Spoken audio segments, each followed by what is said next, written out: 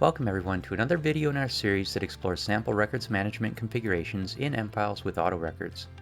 As with all of our samples, the details of this configuration are available in the online documentation for AutoRecords.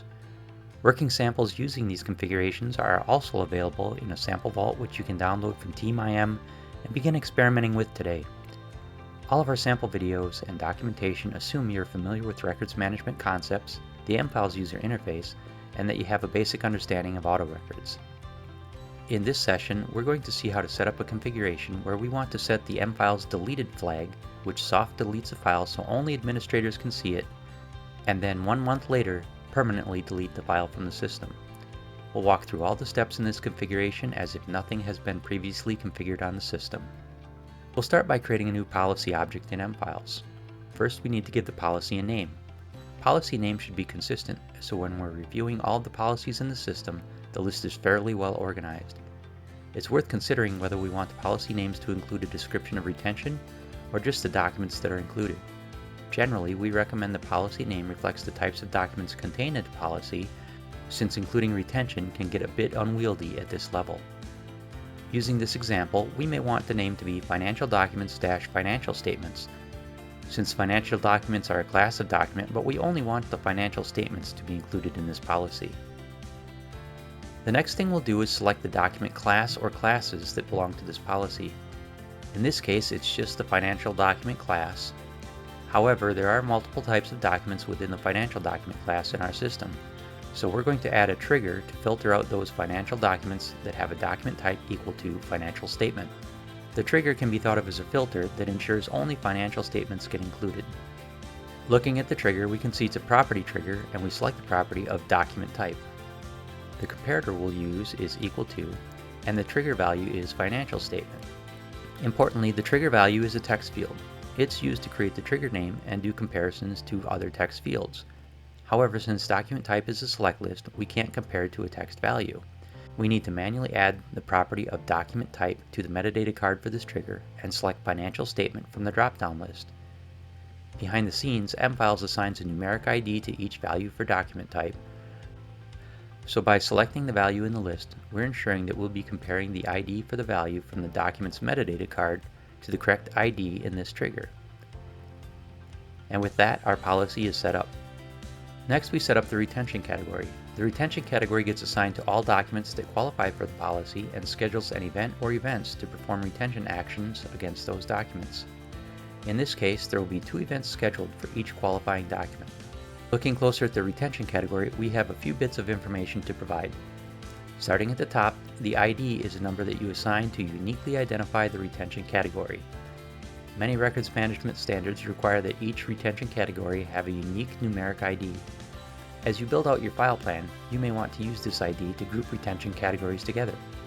Likewise, as you build out your file plan, you will likely find the retention categories can be reused by multiple policies. For example, in this case, there may be many other policies which require that we soft delete a document and then delete it 30 days later. In those cases, we can reuse this same retention category. The retention category label is a free-form text field. As best practice, this field should describe the events that will be scheduled by this retention category. Since we have multiple events, the best practice is to make the retention category label reflect the combination of events that will be scheduled. Once the label has been set, the retention category name is automatically set as a combination of the ID and label. The only other property we need to set for this example is to assign the event group templates that will be used to schedule events for the financial statement documents. That leads us to the next step of setting up the event group templates. The event group template is a configuration that controls how AutoRecords will treat documents that are part of this retention category. All event group templates follow a simple pattern of after some triggering criteria has been met, wait some period of time, and then perform some action. For this event group template, we will use the obsolete date as our triggering criteria, so our name should reflect our pattern of after some triggering criteria has been met, wait some period of time, and then perform some action. In this case, we have chosen to leave out the period of time since it's 0 days. We could also have named it soft delete 0 days after obsolete. With the name set, we can configure our trigger criteria. In this case, we will use a date trigger for the obsolete date. A date trigger evaluates to true once the date specified is less than or equal to the current date. In this example, we would set an obsolete date to some point in the future, and when we finally reach that date, our trigger evaluates to true. The only thing we need to specify here is the property we want to use, which is the obsolete date. The next property we set is the period we want to wait after our trigger criteria is true before we perform our retention action. In this case, once we've reached the obsolete date, the triggering criteria is met and we want to perform the action right away. So our period will be set to days with a value of 0. The final thing we need to do is assign the action that will be performed, which in this case is to set the delete flag in mfiles.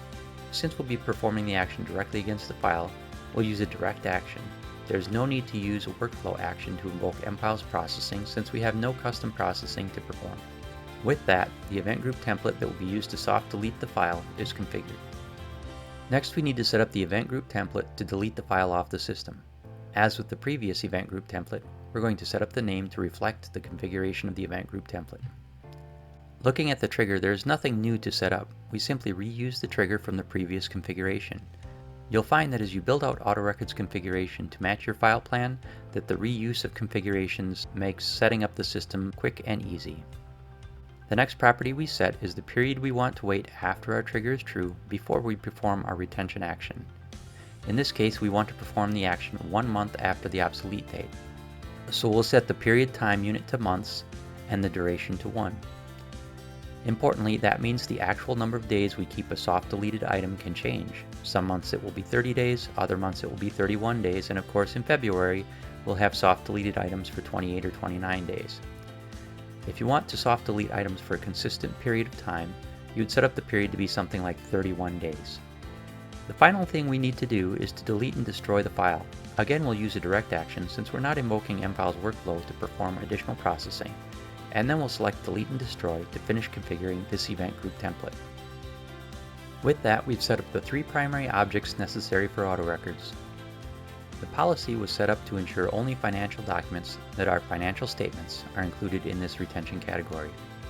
The retention category was set up to schedule 2 events for each document that qualifies for the policy. The first event group template was configured to use a date trigger against the obsolete date, and then set the deleted flag 0 days after the obsolete date has been met.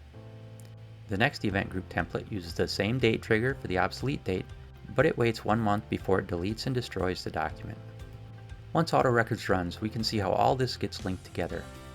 mfiles will automatically create all the associations between the policy, the retention category, the event group templates, and ultimately the associated documents. Looking at one of the documents, we can see the records management properties, including the associated events property, which includes the scheduled retention events for this document.